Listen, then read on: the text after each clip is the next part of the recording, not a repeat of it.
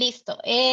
Voy a explicar primero antes de ver el tema, voy a abrir la tarea para que podamos mirarla, ¿sí? Y podamos mirar cosas porque a lo mejor están enredados, no, la profe dijo esto, no, ¿qué están diciendo? Etcétera. Entonces, vamos a mirar esta primera parte. Esta primera parte, si tienen dudas, por ejemplo, pero es que la profe dice memoria no volátil. Entre memoria no volátil está también la memoria USB, el disco y el disco duro. Y entonces, ¿qué hago? Pues simplemente lo que va a hacer es agrupar entre memoria volátil, dice, está el disco duro, está la memoria USB y está el disco óptico, ¿sí? Figuran dentro de la categoría memoria no volátil. Y lo que van a hacer es ordenarlo. Entonces, ¿entre cuáles elementos los puedo ordenar? Entre registros, entre memoria principal, entre caché y memoria no volátil. Y en memoria no volátil, pues está agrupado los otros elementos que son memoria USB, disco óptico y unidad de disco duro, ¿sí? Ese sería por ese lado. La otra, bajo, que es la parte, digamos que ahora todos se encuentran un poco, quizás algunos, no todos, pero sí algunos. Entonces vamos a leer la segunda parte. Dice, usa el siguiente comando PS usando manejadores y condiciones. Deberá realizar un script que permita desplegar todos los procesos con las columnas UID, PID, PPID, status y CMN como se muestra, ¿sí? En esta parte. Entonces, aquí en esta parte estoy diciendo el comando PSE. O sea, yo no especifiqué directamente en ninguna parte que deben leer el directorio /proc, ¿sí? Entonces, por eso, en esa parte, acepto lo que es el comando PS, ¿sí? Yo no estoy diciendo que pueden leer directamente el proceso. Hay varias opciones, ¿sí? Aquí no se está diciendo y no se está condicionando en el primer párrafo, ¿sí? Entonces, acá voy a entrar. ¿Hay alguien? Ok, en el punto 3 salen las restricciones. Voy a ir.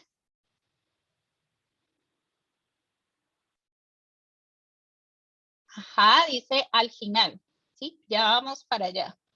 Que es esta parte, toda la información necesaria se debe obtener usando, ajá, ya vamos para allá. Entonces, en esta parte que dice acá, esta parte es para que comiencen a interactuar con el comando PS, ¿sí?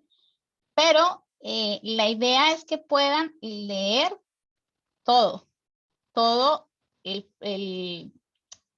antes de resolverlo, vayan resolviendo, vayan leyendo todo lo que es la tarea. Entonces luego dice, bien, entonces dice que con el comando PS uso los manejadores y condiciones y deberá realizar un script que permita desplegar todos los procesos con las columnas UID, PID, PPID, status y CMD.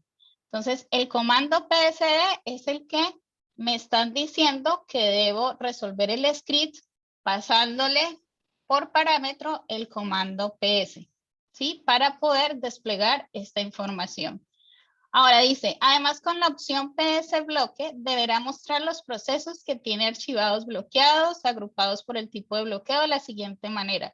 Bueno, esta es otra opción. Es decir, es como si el script va a tener diferentes opciones. Una primera opción es el comando PS. Una segunda opción es el comando PS bloque, donde me va a mostrar los procesos que están agrupados por tipo de bloqueo. Otra opción, que es la opción "-m", donde deberá mostrar la cantidad de memoria RAM y la cantidad de memoria RAM disponible y debe estar en gigabytes, es decir, que debe hacer el cálculo.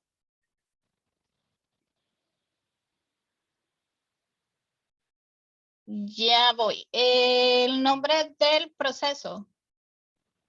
El nombre del proceso, ya No, voy. profe, creo que el que está abajo, creo que el que está en PS Block. El de PS bloque. Vale, el de PS bloque, ese son procesos bloqueados. Ya voy a mencionar esta parte del proceso del tipo de bloqueo. Sí, esta parte. Entonces voy bajando, ya voy. Esta parte de la opción "-m", el script deberá mostrar la cantidad de memoria RAM y la cantidad de memoria RAM disponible.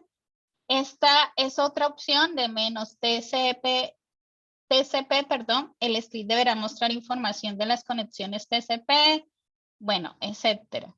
Esta parte creo que ya la resolvieron.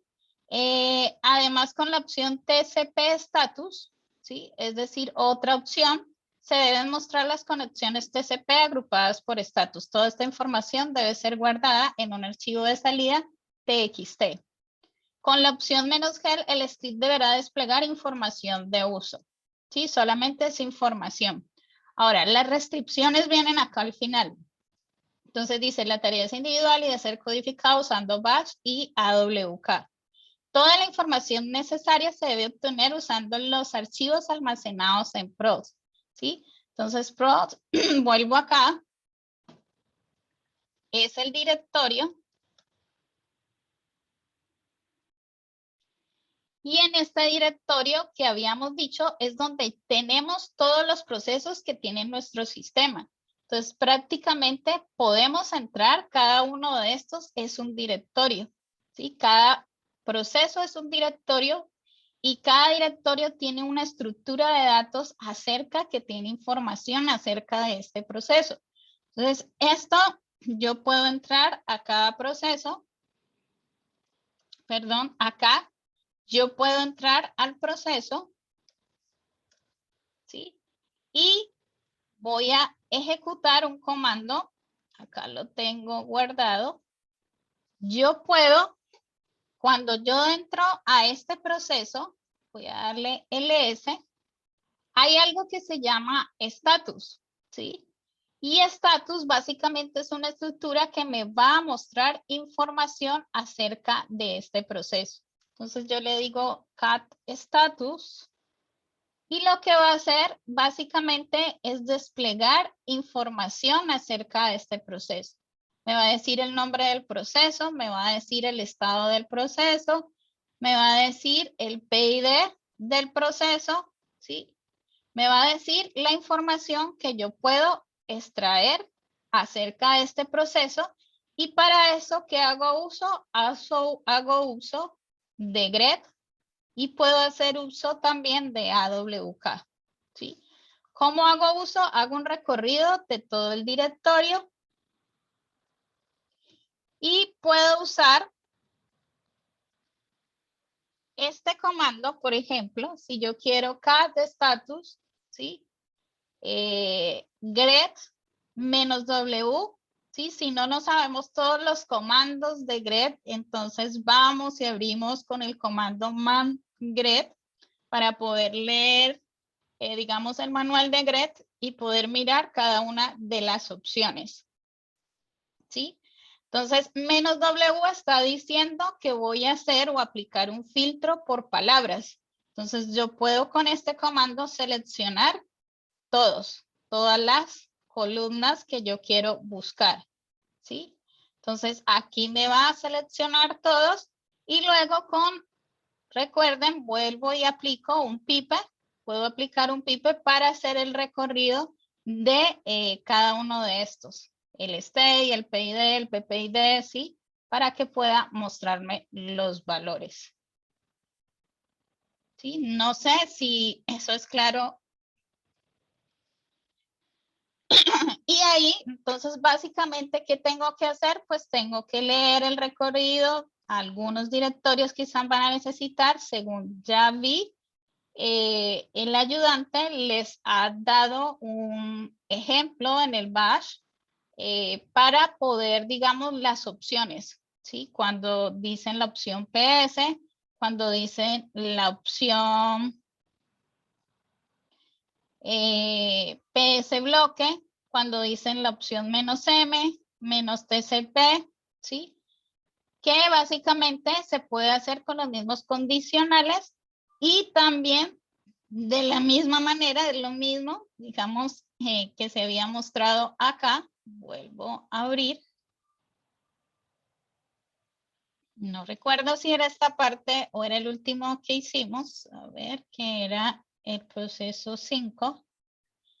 donde era lo mismo, ¿sí? Solamente que yo lo que hago es guardar el parámetro que se recibe en una variable y en vez de un condicional estoy utilizando un case, ¿sí? Entonces, según recuerdo que vi el script, el ayudante tenía son condicionales. Si opción 1 es igual a este comando, entonces haga lo siguiente, ¿sí?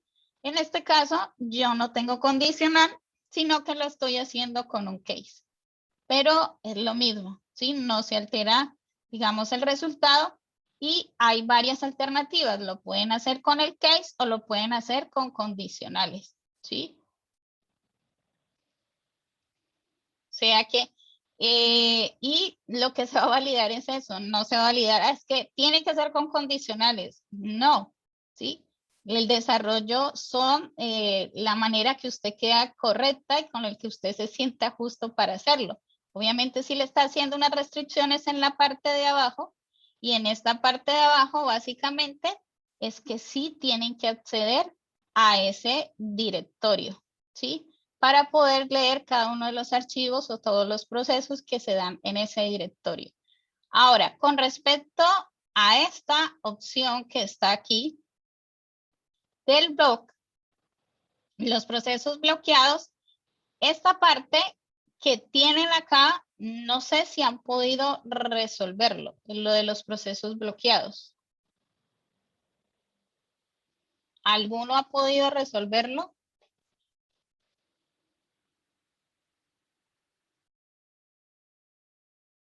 Disculpe, profe, ¿cuál era la pregunta? ¿Alguno ha podido resolver esta parte? La segunda opción de la opción PS bloque deberá mostrar los procesos que tienen archivos bloqueados. Sí, profe, yo lo pregunté. ¿Cómo le hiciste esta parte? Bueno, entré a la carpeta al PROS y en el PROS hay un archivo que se llama. Ay, no me acuerdo cómo se llama. Es que tengo el computador prendido, es que tengo Linux en otro computador. Pero en la carpeta PROS hay un archivo que muestra que muestra todos los procesos bloqueados. Pero ese archivo solo muestra el PID, o sea, de lo que pide solo muestra el PID y muestra el tipo. Ahí está, en cat logs, en logs. Logs es el archivo. Pero ese archivo Ajá, solo muestra PID y muestra el tipo de bloqueo. Entonces, para conocer el nombre el nombre de los procesos bloqueados, agarro en cada línea que leo en logs, agarro el PID y busco el PID, pongo cat pros PID y después el archivo status. El archivo status está en cada carpeta de proceso. Y de ese archivo, con el grep saco el nombre. Y eso sería. ajá, sí, así es. Es decir, no sé si alguno quiere un ejemplo, si algo, ahora subo unos ejemplos en el repositorio. Eh, ajá, sí, así es.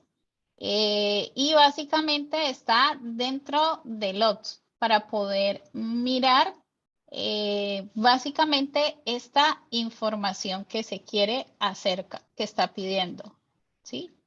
Sobre los procesos bloqueados.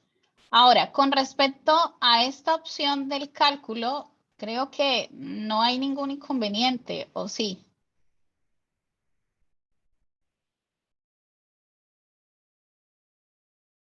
Ahí el problema que tuve, y también estaba conversando con un amigo, que a veces cuando ocupaba el BC para hacer el cálculo de kilobytes a gigas, a veces no muestra, por ejemplo, cuando es un número menor a uno, no muestra el cero antepuesto a la coma. Pero eso lo arreglé poniendo una condición de que cada vez que se muestre, cada vez que se muestre un número que sea menor a cero, se anteponga un cero y después se imprima el número. Ok. Sí, esa, o sea, esa opción es permitida. Igual vuelvo acá, o sea, también lo pueden hacer. Es, a ver, una tenerla acá. Eh, a ver, por ejemplo, yo estoy imprimiendo, yo puedo tener este cat ¿sí? Donde estoy consultando Meninfo, hago un get para buscar y aquí guardo la variable y lo que hago es la conversión. Entonces recordemos que el factor de conversión, ¿sí? Debe ser en gigabytes, ¿sí? En este caso, bueno, ahí es porque entré en acá, ¿sí? Y puedo hacer esa conversión. Sí, ya salí y puedo hacer esa conversión. Lo que hago es simplemente guardar en una variable byte el valor y hago la conversión. En algunos casos, ¿sí? Hay que indicar, por ejemplo, si es un flotante porque estamos haciendo un cálculo con un flotante, ¿sí? Entonces, en ese caso, voy a subir un ejemplo también en caso tal de que tengan dificultades con este cálculo de la cantidad de memoria disponible, ¿sí? Además, recuerden que quizás si tienen, pues virtual, una máquina virtual, no sé en cuánta capacidad de memoria hayan asignado para crear su máquina virtual el sistema operativo Linux. Ajá, sí, es por lo que imprime el cero antes de la coma.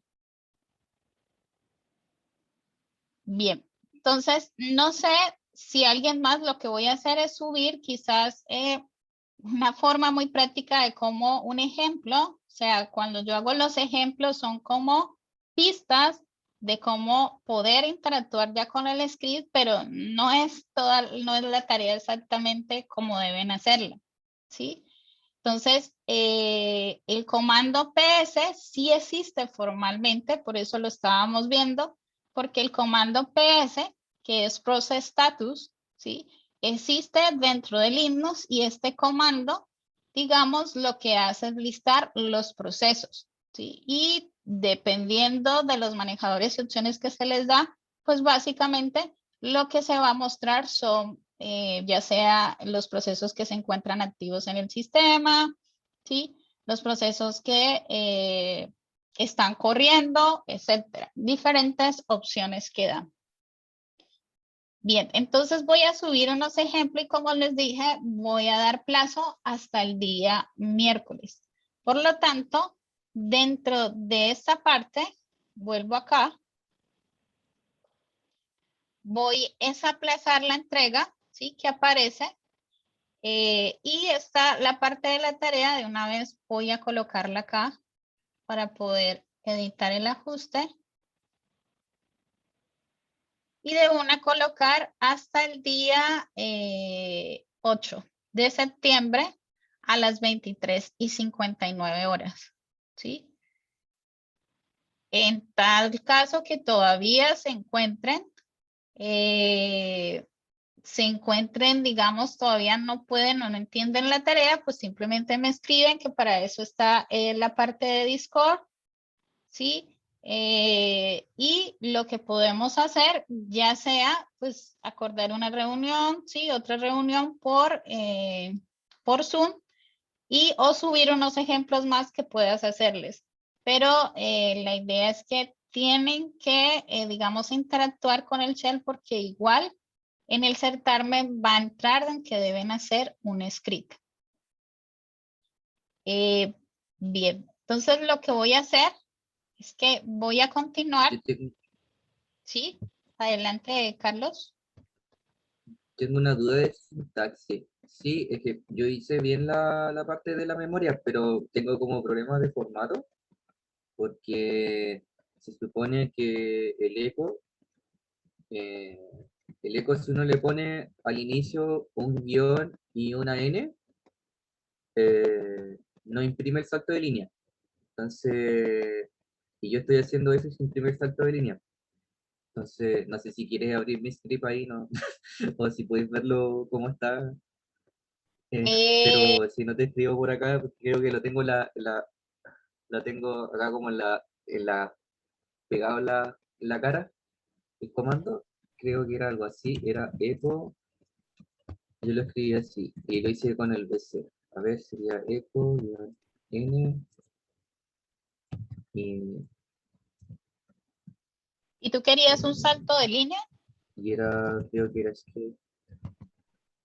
es que para cumplir lo que pasa es que como lo tengo en un do while, entonces lee las dos líneas, pues lee la memoria libre y la memoria total, pues. Entonces pasa dos veces por la impresión, pues.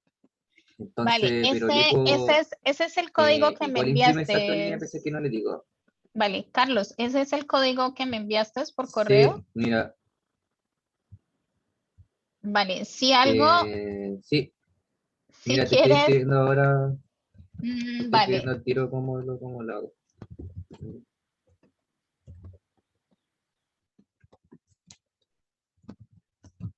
Lo tengo que seguir.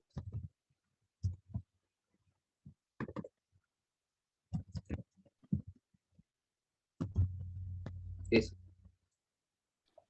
ese menos n Entonces, quieres hacer, yo estoy seguro que no sé, ok, y este menos cuando n lo se pone sin el haces, BC, que es la ajá, calculadora flotante, funciona bien. Pero cuando entra a invocar el BC, ahí se echa a perder. a ver, voy a colocarlo acá, aunque no puedo copiar, sino que tengo Ujú. que escribir el comando.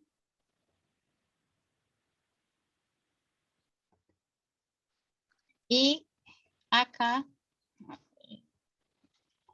entonces voy a colocar en vez de el print by,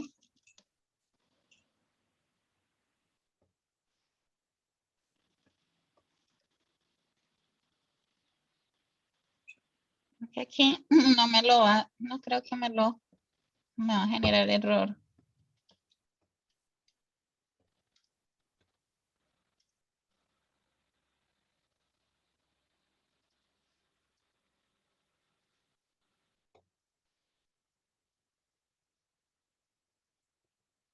Claro, tendrías que poner el signo dólar al, Sí, al byte. sino que volví se bloqueó porque llegó alguien, Sí.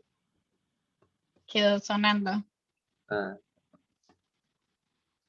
Ya, lo siento, es que queda, cuando entra alguien a la sala, es como por lo que tengo los dos, esta interfaz abierta. Bien, entonces aquí by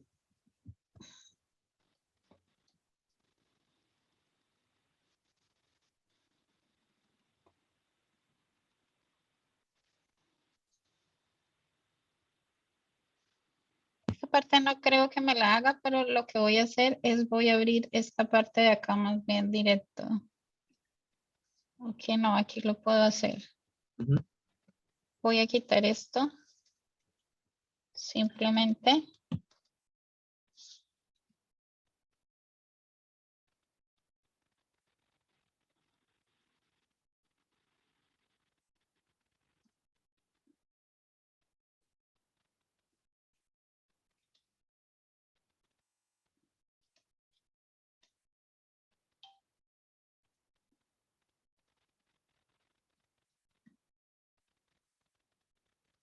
Y acá cierro esto.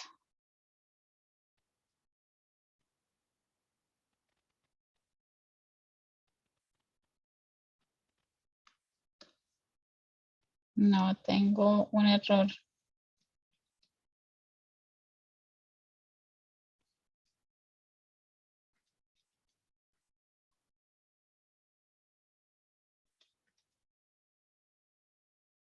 Ya. Entonces acá era, a ver,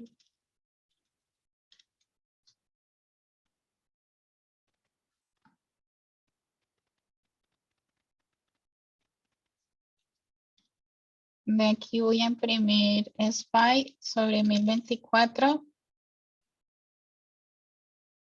Y acá el problema es que yo lo estoy haciendo dentro de AWK y entonces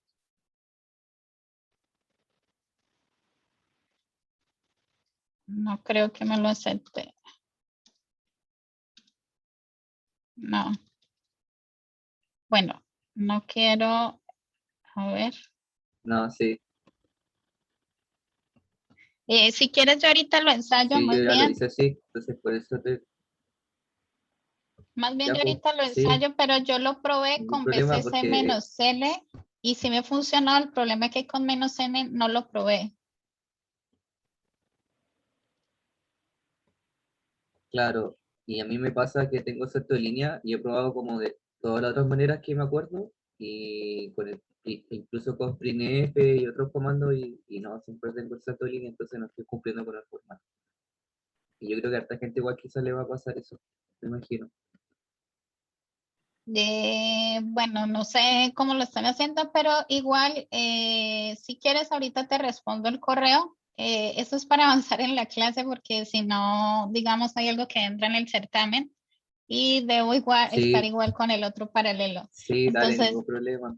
vale, ahora te respondo en el Sí, correo dale, no y hay problema. Sí, intenta. Vale, bien. Entonces, para avanzar lo de la clase, porque tenemos que avanzar ya la parte del script, lo que les dije, si tienen problemas, simplemente me escriben y yo les respondo. Bien, entonces en esta parte vamos a entrar a hablar lo que es la planificación de procesos. Entonces, en la planificación de procesos, una de las cosas que habíamos dicho, que los sistemas operativos tienen la parte de gestionar procesos, ¿sí? La parte de gestión o administrar los procesos, que es una de las actividades que es fundamentales del núcleo del sistema operativo, que básicamente es implementar los procesos. Cada proceso, ¿cómo se forma? Es un procesador virtual en donde se ejecuta una aplicación o una herramienta del sistema operativo. Entonces, el núcleo debe encargarse de administrar los recursos del hardware, ¿sí? Para que sean asignados conveniente a los procesos. Básicamente, entonces, ¿qué podemos decir acerca de la planificación de los procesos? Entonces, dentro de la planificación de los procesos, en un sistema computacional, pues existe solamente un procesador real y cada proceso pues va a ser visto como un procesador virtual, perdón, en donde se ejecuta un programa, ¿sí? Y básicamente es tarea del kernel asignar un tiempo de procesador a los procesos que se encuentran en el sistema. Entonces, dado que el procesador, ¿sí? Lo que va a hacer es un recurso compartido, entonces lo que va a hacer es asignar estrategias, ¿sí? Y ese tipo de asignación de estrategias es lo que se llama el planificador de procesos o conocido también como scheduling de procesos, ¿sí? Es decir, que hay diferentes estrategias para asignar que estos procesos, ¿sí? Que son numerosos y corren en el sistema, ¿sí? Puedan ser ejecutados en un turno determinado, ¿sí? Entonces, la componente del núcleo que se encarga de esta labor es lo que se llama el scheduler del procesador. ¿Y por qué se dice que es estrategia? ¿Sí? Entonces, porque se intenta lograr algún objetivo particular, ¿sí? Entonces, ejemplo, el tiempo de uso del procesador en sistemas de multiprogramación, ¿sí? Y el sistema de tiempo compartido, entonces su estrategia, ¿cuál es? Su objetivo es busca maximizar el tiempo. Por lo tanto, deben aplicar un conjunto de estrategias para poder funcionar el sistema. Entonces, ¿por qué las estrategias pueden funcionar muy bien en determinados sistemas, pero también pueden funcionar muy mal en otros sistemas? ¿Cuál es el propósito del scheduling? Pues va en beneficio del tiempo de respuesta, de la productividad y eficiencia del procesador. Entonces, el scheduling se divide básicamente en tres funciones, considerando lo que es la frecuencia relativa en la que se van a ejecutar los procesos y pueden ser a largo, medio y corto plazo.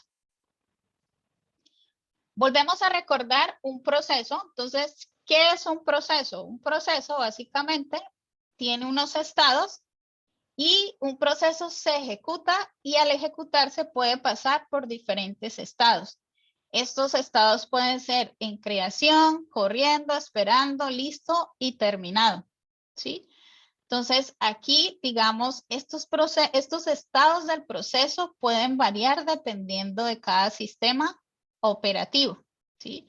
Entonces, el número de estados depende del sistema.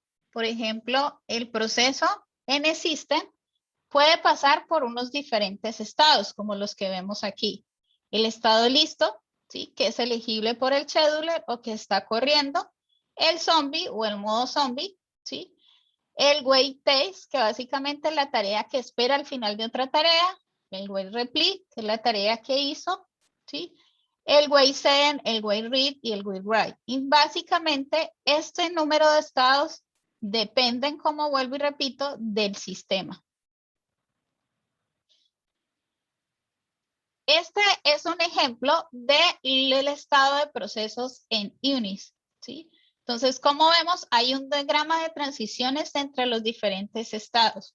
Entonces, aquí, por ejemplo, ejecutando un usuario, ¿sí? Puede pasar de ejecutando el núcleo o puede pasar de en modo zombie, ¿sí?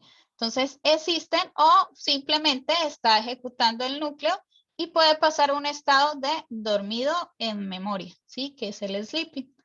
O básicamente, de dormido yo puedo pasar o el proceso puede pasar a un estado listo para ejecutarse en memoria, ¿sí? Entonces, el proceso tiene diferentes transiciones. Entonces, este es un diagrama de transiciones que un proceso, ¿sí? Puede tener. Bien.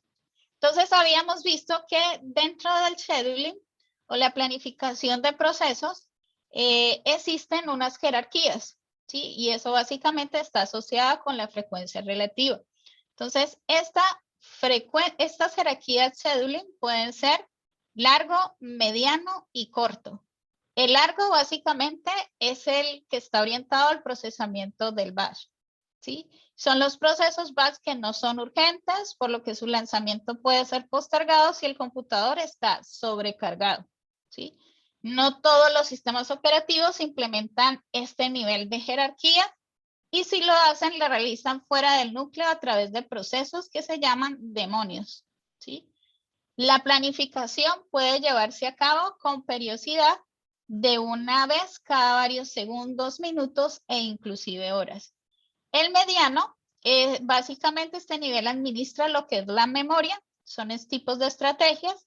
Cuando la memoria disponible no es suficiente, se llevan procesos al disco.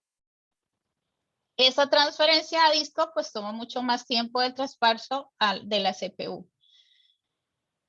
Que básicamente ese tiempo estamos hablando en orden de milisegundos, por lo que las transferencias a disco deben ser mucho menos frecuentes que los cambios de contexto.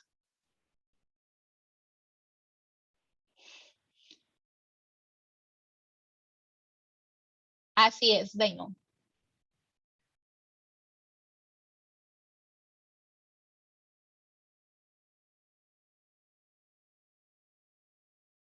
Bien, ahora, el corto básicamente en este nivel se administra solo la CPU.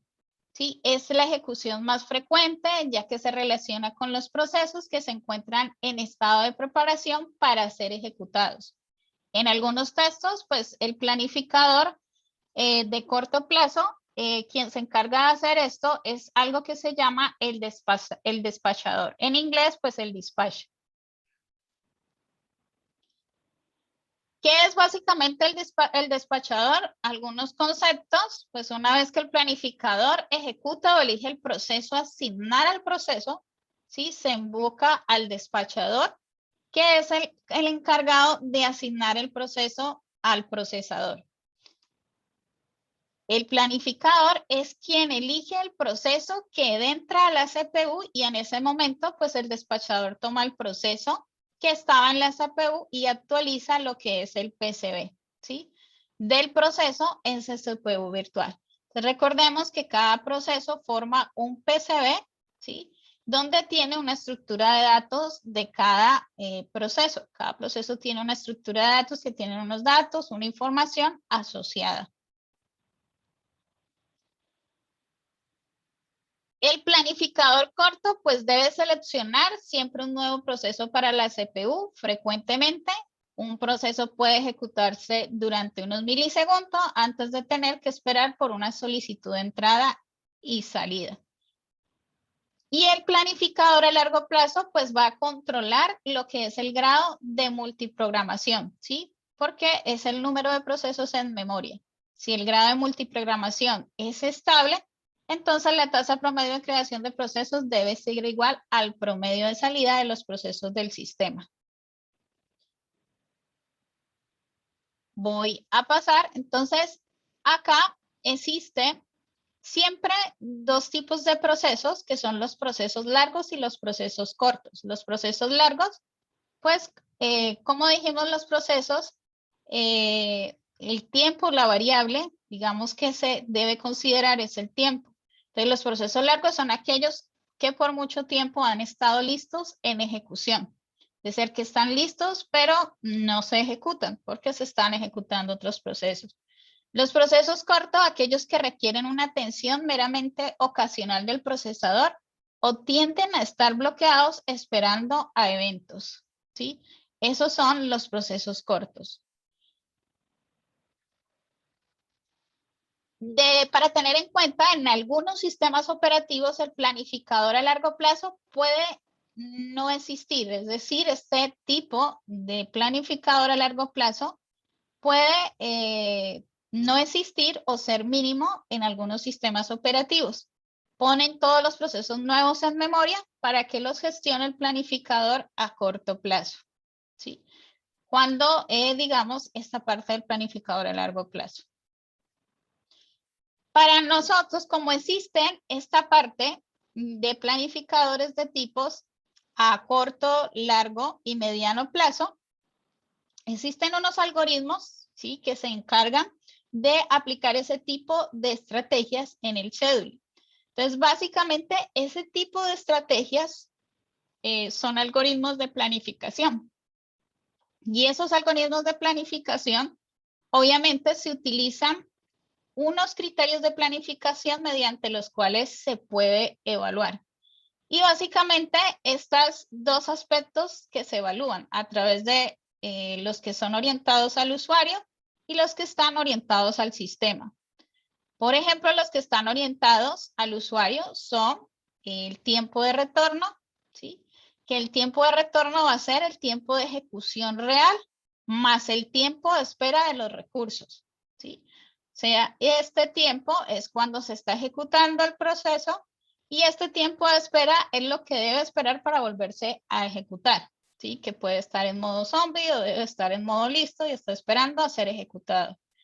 El tiempo de respuesta es el tiempo que transcurre entre la emisión de una solicitud hasta que se comienza a recibir la respuesta. Otra parte son los plazos, que es plazos para el término de procesos. Todo gira en torno a maximizar el porcentaje de plazos cumplidos. La previsibilidad, que es otro de los criterios de algoritmos de planificación, que son los procesos que se deben ejecutar en el mismo tiempo y con el mismo costo, sin importar la carga del sistema. Y la productividad, que es maximizar el número de procesos terminados por unidad de tiempo. Si ustedes ven la productividad, básicamente son los que se encuentran orientados al sistema.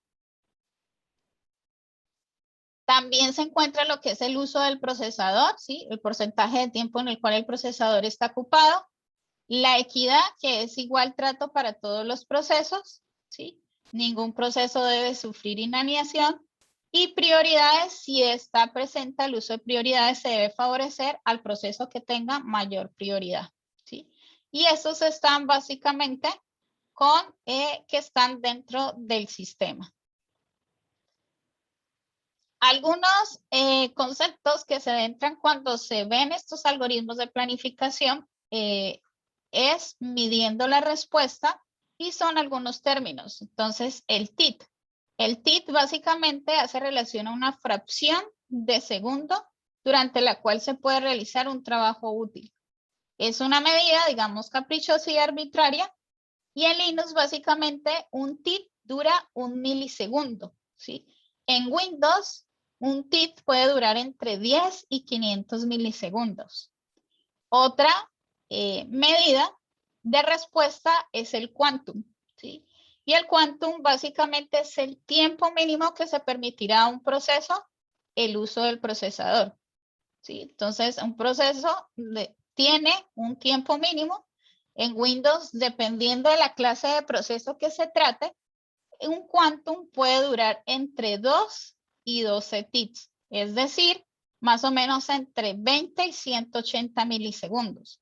Y en Linux, entre 10 y 200 TIDs o milisegundos, ¿sí? Entonces, es algo muy corto. ¿Qué métricas podemos emplear para medir el comportamiento del sistema?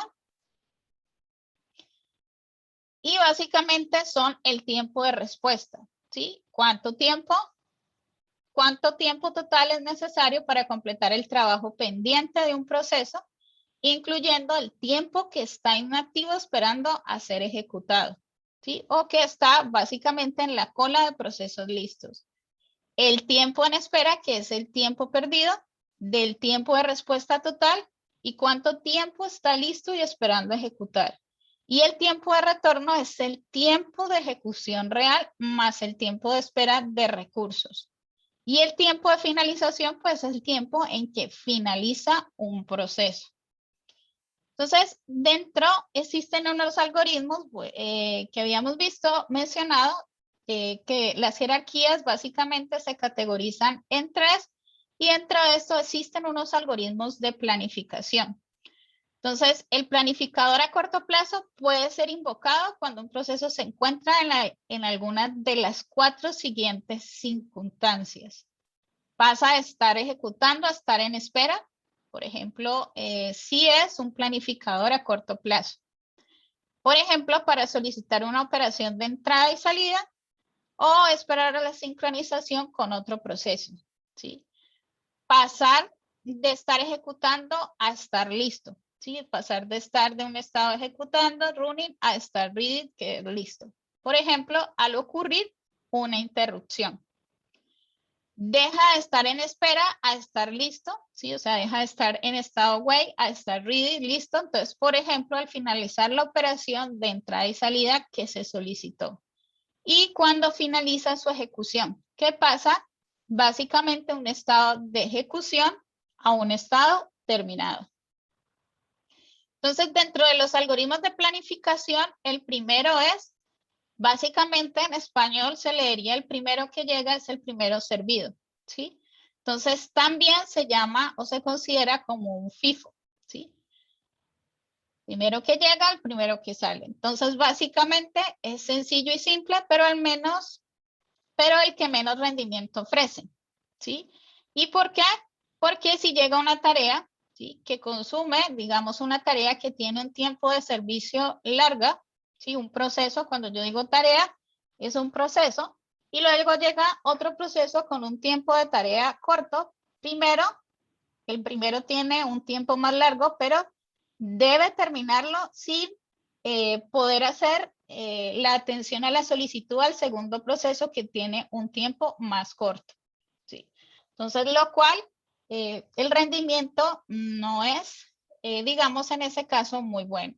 El primer proceso que llega se ejecuta y una vez terminado se ejecuta el siguiente.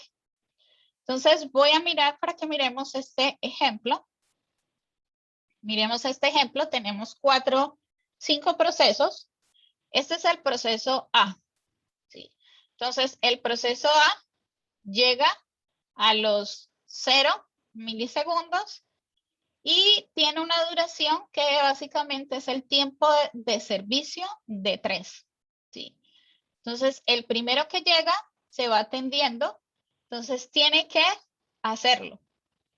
Luego llega el proceso B y el proceso B llega en el instante en que se está haciendo el proceso A. El proceso B llega a los 1, ¿sí? Y tiene un tiempo de servicio de 5, ¿sí? Es decir, va a durar 5 milisegundos. Pero va a tener un tiempo en que va a estar, por ejemplo, en estado zombie o en estado listo, esperando a ser ejecutado. Entonces, este tiempo es como un tiempo muerto. Entonces, este que vemos en negro es como un tiempo muerto y este que vemos en color respectivo es el tiempo en que va a ser ejecutado.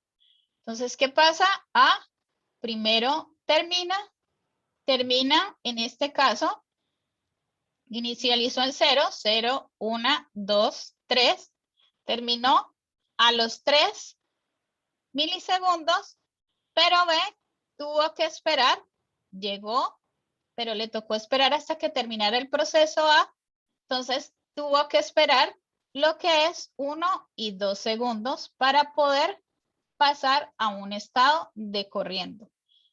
Cuando llego hay otro proceso de C y este proceso C llega a los 3 milisegundos, es decir, que este proceso llega cuando empieza básicamente a correrse el proceso B.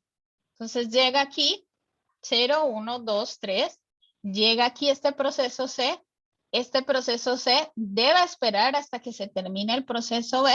Entonces este proceso C tiene un tiempo inactivo o un tiempo esperando con estado listo que puede tener 1, 2, 3, 4 y 5.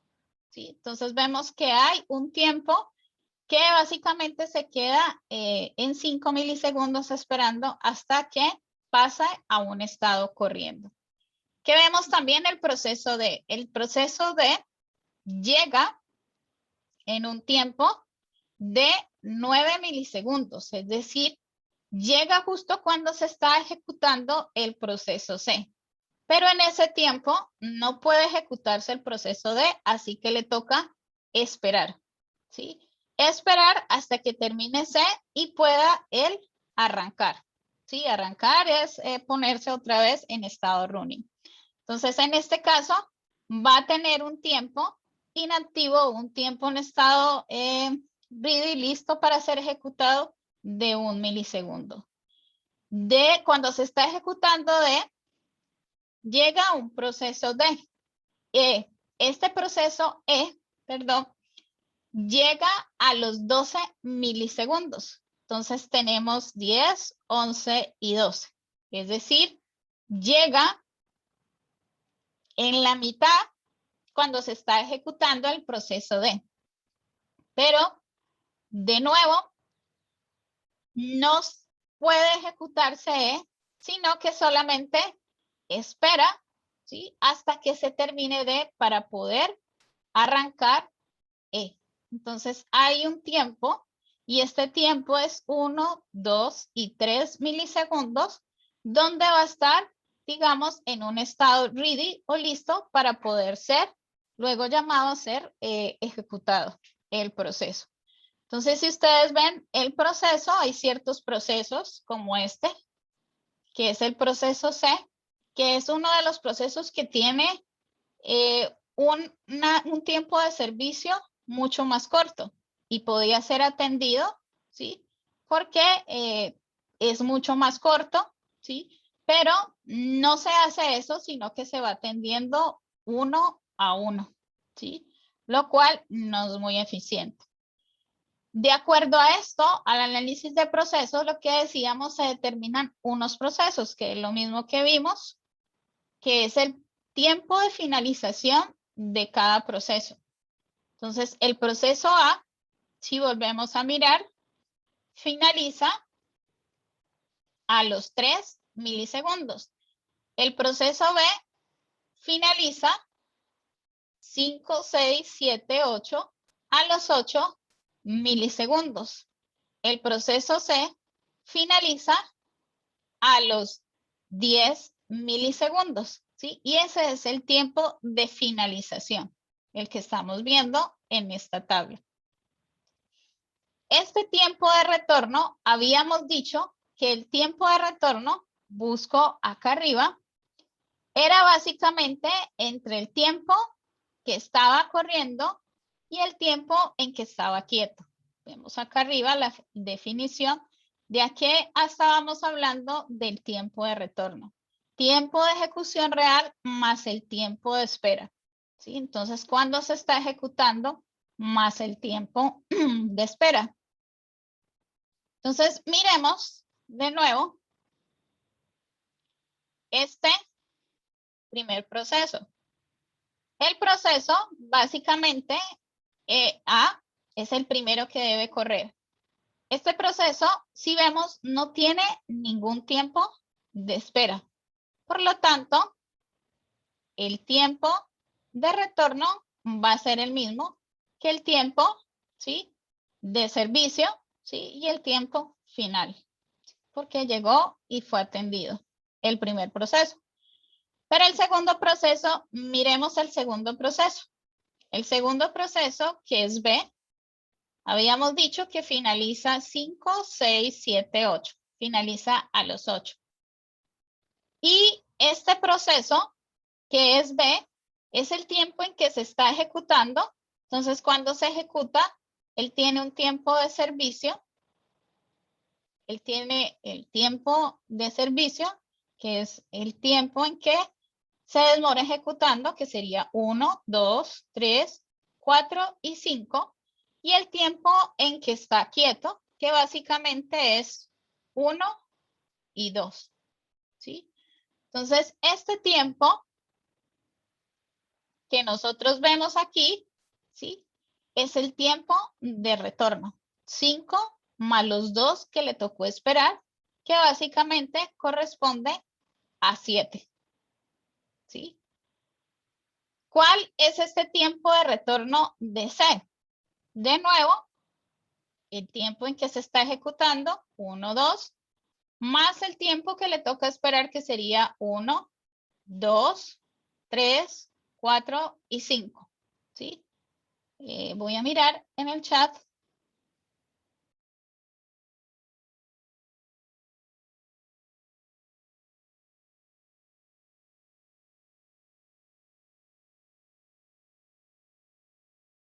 Creo que estaban hablando entre ustedes.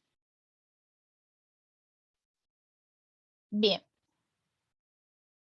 El tiempo, hay otro tiempo, básicamente hay un tiempo de relación entre TRS y sobre TS. TS es T de servicio, tiempo de servicio. O básicamente es el tiempo en que se demora la ejecución de ese proceso. ¿Sí? Entonces, en este tiempo sería el tiempo de servicio de 3, de 5, de 2. Entonces, TR sobre TS, ¿sí?, se divide la relación de TR, que es 3 sobre 3, 7 sobre 5, 7 sobre 2, 6 sobre 5 y 8 sobre 5. Y hay otro que es el tiempo de retorno menos el tiempo de servicio. Entonces, 3 menos 3, 0, ¿sí? 7, lo mismo, 7 menos el tiempo de servicio, que es 5, ¿sí? Me va a dar 2. 7 menos 2, ¿sí?, me va a dar 5.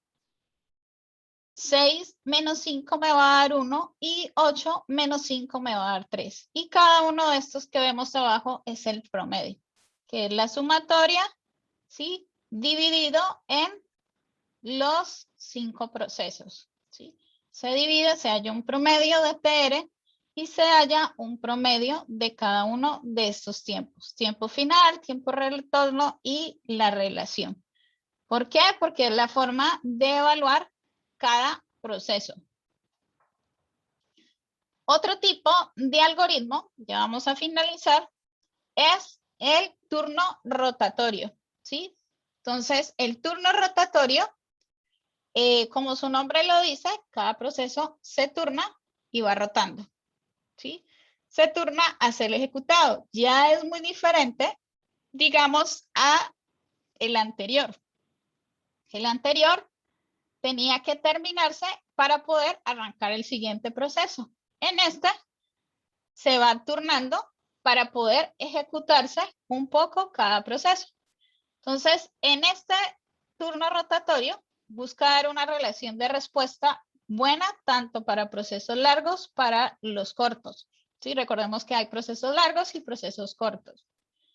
La diferencia entre ronda y el algoritmo FCFS es que en este caso siempre haremos lo que es multitarea preventiva.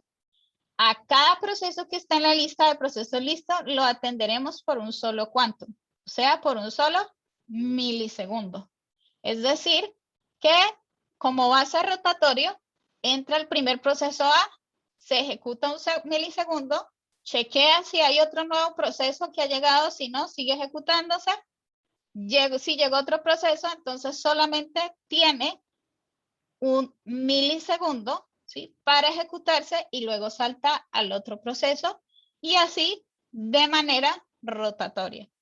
¿Qué es un quantum? Pues ya lo habíamos mencionado, que es el tiempo máximo que un proceso puede hacer uso del procesador. Y puede ser fijo o variable.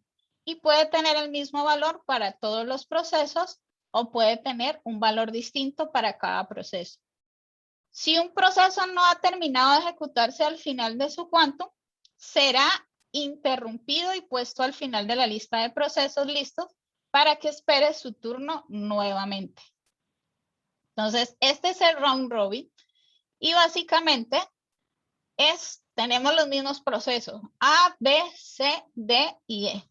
Entonces tenemos, aquí está, de manera como si arranca en 0, ¿sí?, el proceso A, pero tiene un tiempo de servicio de 3. Entonces, en 0 llega, pero también en 1 llega el proceso B. Y entonces se ejecuta, ¿sí?, durante una duración de un quantum, que sería un milisegundo, este proceso A. Dice, ¿hay un nuevo proceso? Sí. Entonces ejecutemos el siguiente proceso. Llega B, ¿sí? De nuevo, llega B y se va a turnar de nuevo, ¿sí? Porque es rotatorio. Entonces, en este momento se están ejecutando dos procesos, A y B. Entonces, de nuevo, se ejecuta, se turna para que le cede, digamos, el turno. A tiene su tiempo en que se está ejecutando, vuelve a cederle el turno a C, el turno a B, perdón, ¿sí? Pero resulta que B llega a los 3 milisegundos, o sea que B llega 0, 1, 2 y 3. Llega aquí. Llega aquí, cuando él llega, se está ejecutando B, termina B de ejecutarse, por eso aparece esto negro, que es el tiempo que está esperando el proceso C. Y dice, B dice, ¿hay otro proceso nuevo? Sí, hay un nuevo proceso. Entonces, entró otro nuevo proceso C, entonces ejecútese un quantum. Se ejecuta, luego viene C, ¿y qué dice C? Bueno, entonces de nuevo volvemos a arrancar. Entonces vuelve entre la lista, vuelve a ejecutarse A, ¿sí? Se ejecutó A, ¿sí? Vuelve a turnarse, ¿sí? Y vuelve a arrancar B de nuevo, ¿sí? Arranca B de nuevo y vuelve a hacerse y ejecutarse C. Cuando se está ejecutando C, vuelve C de nuevo a ejecutarse. Entonces vuelve otra vez y mira C, siempre se chequea al final de C, hay un nuevo proceso. C se encuentra en este caso en 8 milisegundos. Entonces no ha entrado un nuevo proceso porque el proceso D llega a los 9. Entonces, como no ha entrado ningún nuevo proceso, entonces siga B ejecutándose porque ya A terminó su tiempo de ejecución. Ya terminó su tiempo de servicio, ¿sí? Entonces ya dejó de ejecutarse. Entonces, en este caso, sigo con B. B se ejecuta y cuando se ejecuta B, de nuevo hay o entra un nuevo proceso que en este caso, ¿quién sería? D. Entonces, D entra a ejecutarse, lo mismo, se turna, ¿sí? Espera, vuelve a ejecutar el proceso B, ¿sí? Vuelve y se turna, vuelve otra vez entre D y en este tiempo entra un proceso que es E. E entra a los 12. Entonces, paso de D, paso a E y de esta manera me voy rotando el turno. Entonces, de D entre E. DD entre E. Y ya finalmente, si vemos aquí, E al final es el único proceso que se está ejecutando. Entonces, por eso ya no hay un espacio de ceder el turno porque ya no hay a quien cederle turno, entonces vuelve y se ejecuta. Entonces, estos espacios son los espacios básicamente en que les toca esperar. Entonces, al armar esta tabla, ¿qué sería? El tiempo final, obviamente ya va a durar más los procesos, ¿sí? Porque se están de manera simultánea ejecutando cada proceso. Entonces, el proceso A, ¿cuánto termina? 0, 1, 2, 3, 4, 5, 6. Termina a los 6 milisegundos. El proceso B, ¿a qué tiempo termina?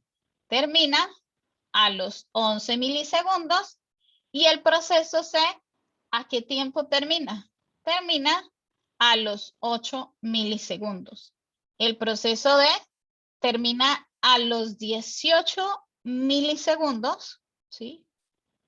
Y el proceso E va a terminar a los 20 milisegundos, ¿sí? Mucho mayor tiempo. Este TR, entonces, ¿cómo se tomaría? Entonces, volvemos, es el tiempo de ejecución más el tiempo de espera. Entonces, aquí tenemos básicamente 1, 2, 3, 4, 5, 6, ¿sí? El tiempo de ejecución más el tiempo de espera, que este sería el TR. 10, que sería, por ejemplo, para el proceso B, 1, 2, 3, 4, 5, 6, 7, 8, 9 y 10, ¿sí? Porque llegó en el 1 y le tocó básicamente hasta 11 milisegundos, ¿sí? Entonces le tocó, este es el tiempo de retorno. Luego el proceso de lo mismo serían 5, 1, 2, 3, 4, 5, tiempo de ejecución más tiempo de espera. El proceso de serían 9, 1, 2, 3, 4, 5, 6, 7, 8, 9. Y el proceso E sería 1, 2, 3, 4, 5, 6, 7, 8. ¿Sí? Y básicamente este es el cálculo del TR menos el TS. Y este es la relación de retorno, ¿sí? De básicamente de TR contra TS.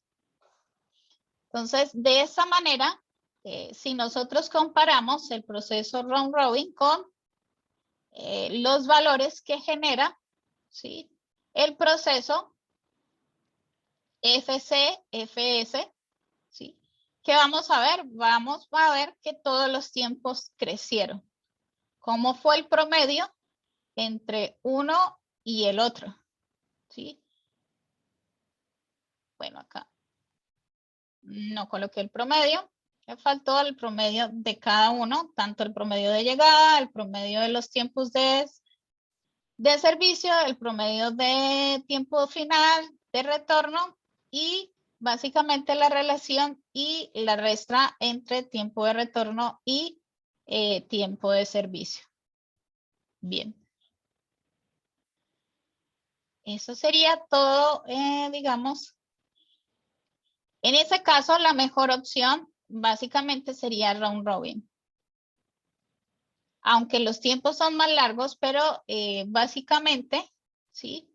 Entre el primer algoritmo que vimos, el problema, ¿cuál era? El problema era que este proceso que entra aquí, ¿sí?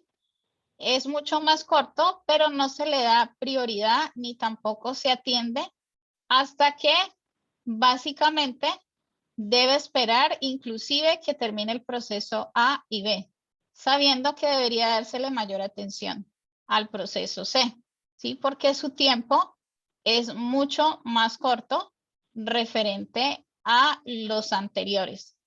En este round robin puede considerar eso, ¿sí? Porque básicamente se le está cediendo al turno a cada proceso, ¿sí? Sin importar, digamos, la duración, ¿sí? Solamente se le cede, o sea, hay una equidad. Una equidad de que a todos se les está cediendo el turno y va girando, ¿sí? Y a medida va avanzando. Bien, entonces voy a suspender, luego seguimos.